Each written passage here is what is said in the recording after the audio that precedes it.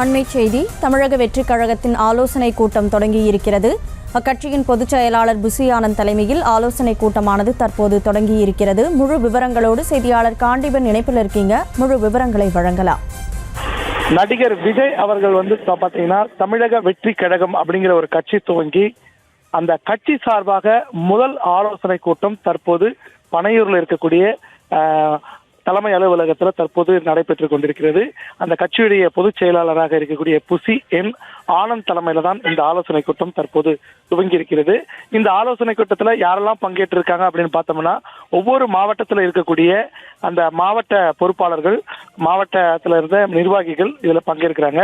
குறிப்பா ஒவ்வொரு மாவட்டத்துக்கும் 4 பேர் என்ற அடிப்படையில தற்போது இதுல நிர்வாகிகள் பங்கேற்கிறாங்க. இந்த நிர்வாகிகள் பங்கேற்க வந்திருக்கிற முக்கியமான ஒரு குறிப்பு கொடுத்திருக்காங்க. செல்போன் யாரும் எடுத்து வர வேண்டாம், செல்போனை உள்ளே பயன்படுத்த வேண்டாம், உங்களுடைய வாகனங்களிலே வைத்து விடுங்கள் அப்படின்னு குறிப்பிட்டிருக்காங்க. இந்த ஆலோசனை கூட்டத்தில் என்ன பண்ண போறாரு புசி ஆனந்த் அப்படின்னாக்கா, இந்த கட்சி நிர்வாகிகள் கிட்ட இந்த கட்சியுடைய உறுப்பினர் சேர்க்கையும் மற்றும் கட்சியோட உட்கட்டமைப்பு விரிவாக்கம் தொடர்பாக தான் விரிவாக இந்த ஆலோசனை மேற்கொள்ள திட்டமிட்டிருக்காங்க. இந்த ஆலோசனையில உறுப்பினர்கள் சேர்க்கை மிக முக்கியமான ஒன்றாக பார்க்கப்படுகிறது. உறுப்பினர் சேர்க்கைக்காக அவர்கள் என்ன திட்டம் வைத்திருக்கிறார்கள் என்றால், ஒரு செயலியை உருவாக்கி அந்த செயலியின் மூலம் நேரடியாக உறுப்பினர்களை சேர்ப்பதற்கு உண்டான ஒரு வகை உள்ளதா என்பதை ஆலோசிக்க திட்டமிட்டிருக்கிறார்கள்.